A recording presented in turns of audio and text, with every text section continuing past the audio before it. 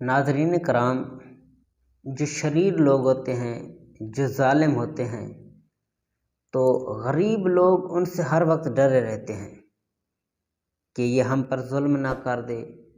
ہر وقت ان کے شر سے وہ خوف میں رہتے ہیں کہ ان کی شر کبھی بھی ہمارے لیے ہو سکتا ہے، ہم پریشان ہو سکتے ہیں، تو ہر وقت وہ خوف میں رہتا ہے۔ تو جو میں وظیفہ آپ کو بتانے جا رہا ہوں، جو بندہ یہ وظیفہ کر لے گا، انشاءاللہ عزوجل اس بندے کی ہیبت اس ظالم کے دل میں پیدا ہو جائے گی۔ وہ ظالم اب اس بندے سے ڈرنے لگے گا، خوف اس کے دل میں پیدا ہو جائے گا۔ تو بہت ہی آسان سا وظیفہ ہے، جو بندہ بھی یہ کر لے گا انشاءاللہ وہ ظالم کے شر سے محفوظ رہے گا۔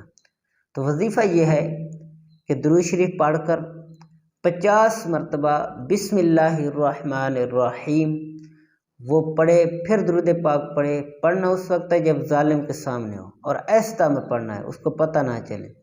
تو انشاءاللہ عزوجل اس وظیفے کی برکت سے اس ظالم کے دل میں اس بندے کی ہیبت طاری ہو جائے گی، اور وہ بندہ ظالم کے شر سے محفوظ رہے گا۔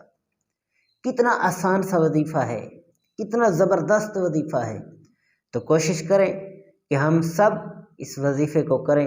اللہ تعالی ہم سب کو شیطان کے شر سے، ظالمین کے شر سے